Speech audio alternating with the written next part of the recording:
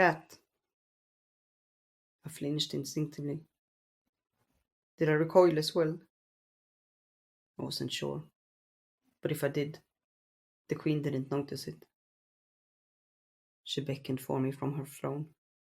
An instinct made me extort myself from my position at the wall and make my way up to her. I knew that sharpness in her voice. It had been instilled in me ever since I was old enough to understand what consequences meant. Someone had crossed the line. I only prayed it hadn't been me. Those short steps to her throne seemed to stretch on forever when her voice carried that edge. But it gave me enough time to think through the last few days and what I could have done. I had carried out my duties as laid down by her, followed the orders she'd given me. I couldn't see I had overstepped, but someone could have seen their chance to get at me and report me. Bastards.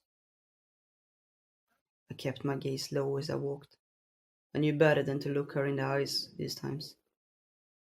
It didn't matter. My feet knew each step over the floor, passing the pillar, and all the way up to the discolored tile that was my end.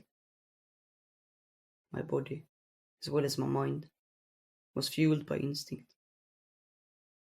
Even so, I felt her eyes on me. They pierced me with impatience only she could conjure when someone had wronged her.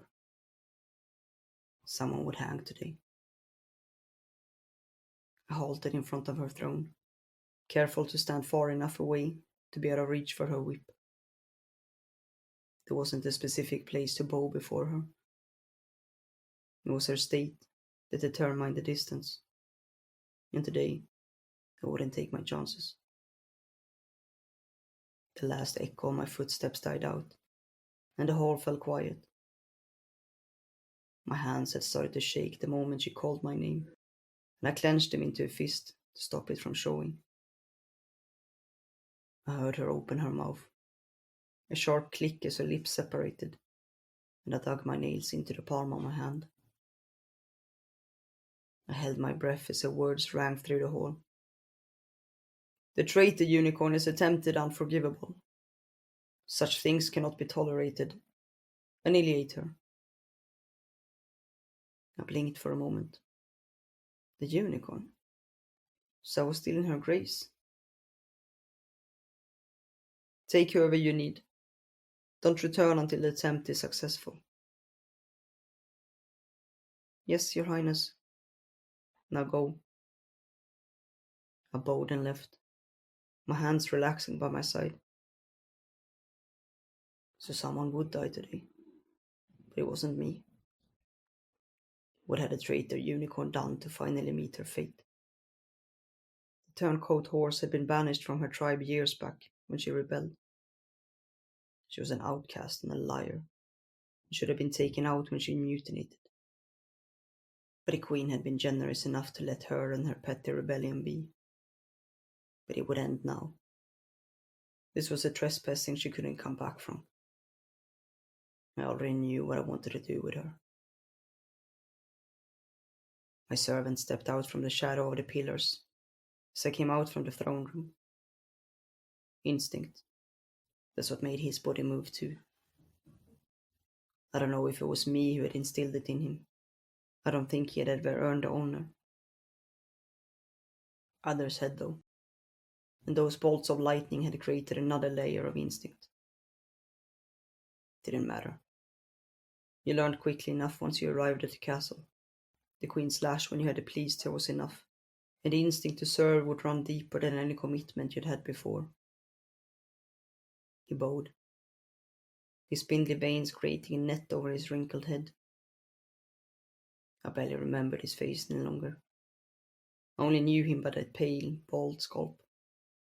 He had been assigned to me when I first arrived, and I must have known his name once, but you lose what you don't use.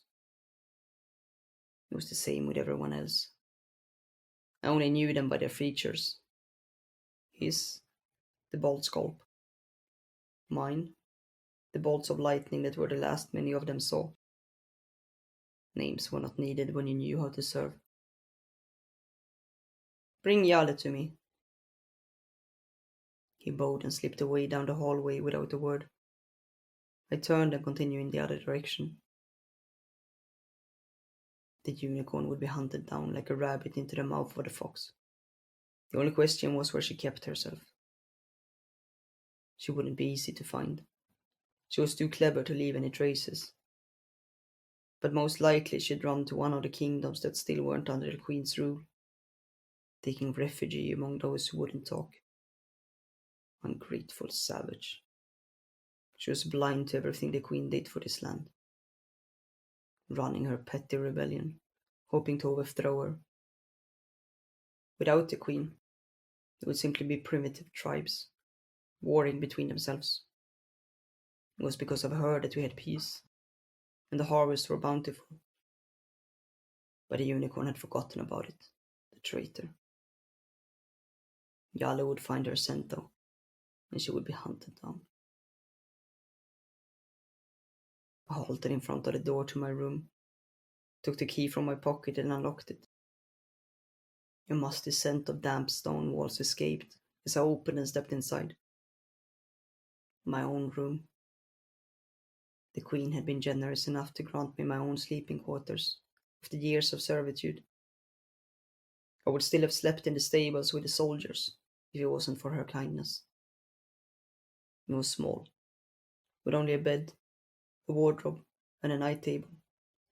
But I'd learned to recognize the signs that showed you were in her grace. I put my knife on the night table and sat down on the bed.